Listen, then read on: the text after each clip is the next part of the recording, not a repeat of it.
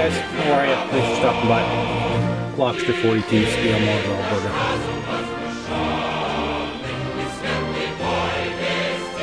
Well, that's my T64. It's been painted with Vallejo paints. Given a shot of gloss. The decals went on, and then we put a pin wash on it, and now we've shot it with flat. Now, I don't know if it's coming up, but this model has got a few little dots of bright white on it. And that, near as I can tell, is from the Tamiya XF86 Flat Clear. I thought I mixed it up enough, but I think those little white dots are in fact the flattening agent that didn't quite get mixed out into the media. Just kind of a pain in the A, but they are kind of, you can see they're coming off almost like a talcum powder. That's actually the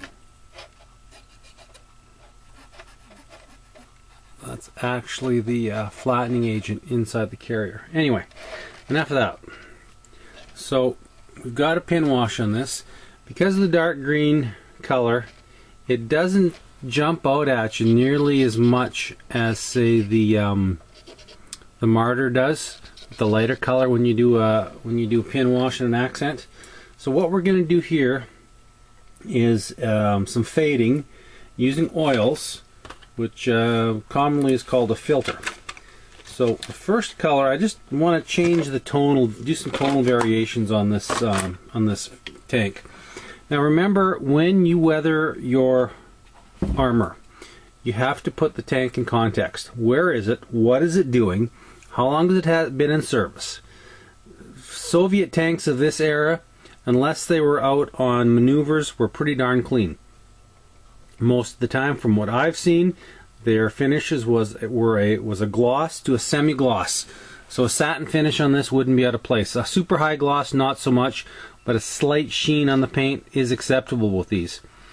From talking to people that served in the Warsaw Pact Arms, especially the Russians, the Russian Army, the tanks were kept very clean. They may not have had, the oil may have not have been changed for a year, and there may not have been any ammunition for it, but as long as that tank was clean, the big boys were happy. That's you know, anecdotal from what I've talked to guys that were over there. So unless this is out in maneuvers, it's going to be reasonably clean. You're not going to see a whole bunch of chipping on it. You're not going to see a whole bunch of rusting on it. You can see a reasonably clean, used, faded vehicle. So with that in mind, I'm going to put a few washes and filters on this just to give the tonal variations in the paint. So the first one I'm going to use is, this is MIG filters. It's green for light green. Now basically this is just a thin down enamel paint. You can make your own and save a ton of money. Alright, the big thing when you're putting down a wash or a filter like this is that the paint has to be flat. A gloss finish will not take the paint. It'll just run off and pool in the recesses. You have to have a flat paint so that it'll actually sit and work into the color. Now, this is just as simple as brushing it on. Now, let me remind you guys, you have to have an acrylic finish. It's got to be a water-based clear flat on it. If you throw this over an oil-based finish, well, guess what's going to happen? You're using a thin enamel, which is an oil base, putting on an oil-based flat finish, you're going to have a big mess. A huge mess. That's why it's always a good idea to throw some Future on it and then throw your acrylic washes or your acrylic flats over top of that, because the acrylic acts as a very good barrier for the original paint. Now you could have gone ahead and painted this originally with an enamel, as long as it was sealed with an acrylic. Just remember that. You don't want to put one over top of the other. But the only time you can get away with that is if you're doing a dry brushing with an enamel over an enamel. Otherwise, you're just going to have a big sloppy mess. Everything's going to blend together, and you're not going to have any definition. You're going to lose all of your washes, your highlights, your post shades, your pre-shades. It's just going to be a slop of mess. Not that I've ever done anything like that. Oh, heavens no. Gentlemen, that is the voice of experience talking. Don't try and do an enamel wash over top of something like a dull coat unless it sat for 6 months and has cured like crazy. When I first started building models, oh my God, I'd have some colossal messes. I think everybody has when they're, you know, remember this is in the late 70s and early 80s when there is no internet, when there was no model magazines. This was, you know, you go buy a model and you might be lucky enough to get a fine scale modeler or a military modeler magazine, and hey, that looks good, I wonder how they did it, and you read it and you try and figure it out for yourself. I wish when I was building models and starting out doing things that I would have the resources that we have now, but you just didn't, so you had to you learn by experience. So guys, if I can help you keep making those disastrous paint effects and learn from an old bugger's experience like mine. So that's one method. There is a couple other methods of doing filters. I'm going to cover those in upcoming videos. I'll be using this one and the Martyr for, actually it didn't really plan it, but it looks like I'm going to do I think I'll do a weathering series with the Martyr and this T64, as well as a couple other pieces of armor. But this is how simple a filter is. Now you can see it's just, now let's just draw a line here in the middle.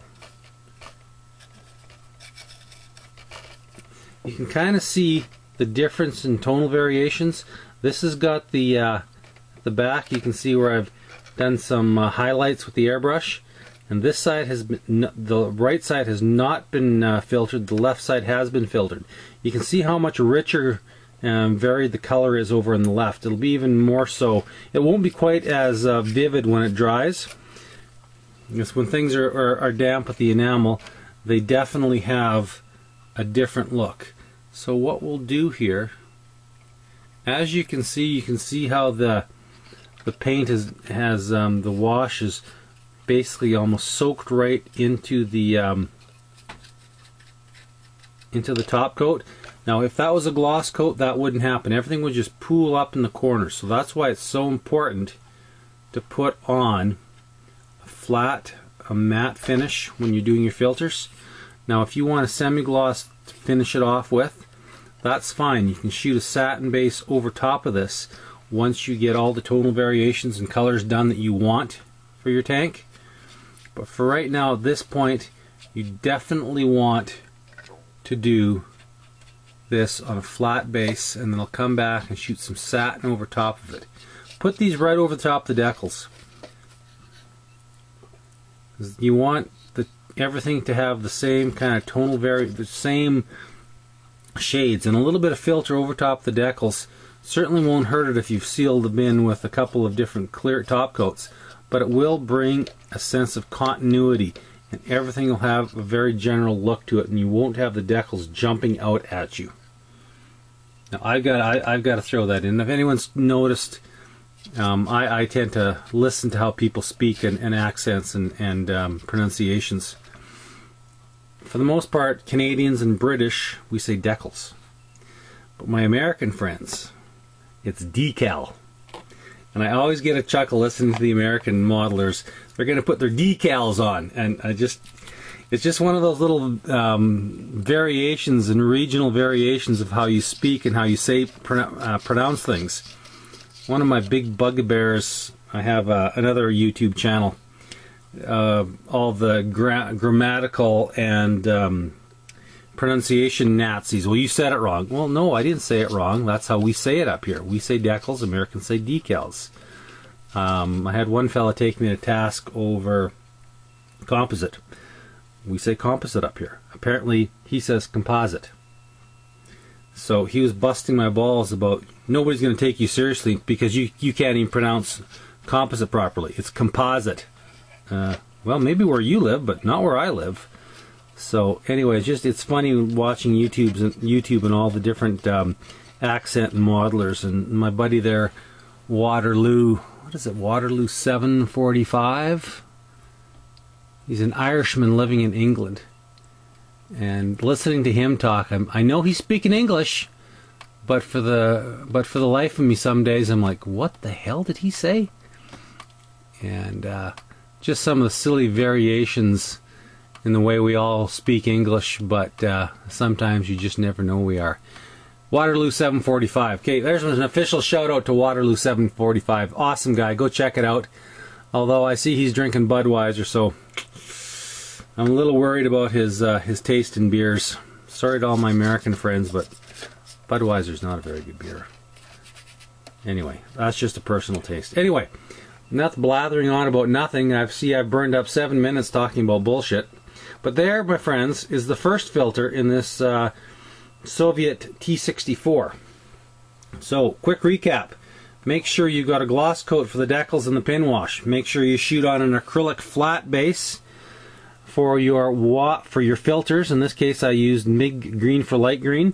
And I'm going to actually mix up a couple of other different greens once this is dried, and we'll follow the process. This is already going to be a 9-minute video, so it's damn near long enough. So anyway, guys, once again, thanks for watching. Looks like I'm home for the weekend. It's raining like a bugger outside. It's no more than about 7 degrees Celsius. So she's going to be an inside building models weekend, watching hockey and maybe having the occasional Heineken, Tsingtao, or whatever European beer I tend to grab in the liquor store. So guys, thanks for watching. Take care. Later.